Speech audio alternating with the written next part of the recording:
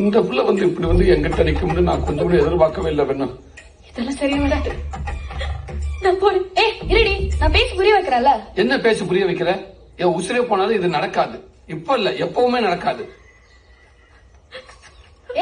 இருடி, எங்கடி போற? உனக்காண்டி தானே பேசுறேன். அவ வீட்டுக்கு போறவள நீ எங்க போற? எங்கடி போற? நமக்காக ஒரு சாரதி வரைக்கும் போற.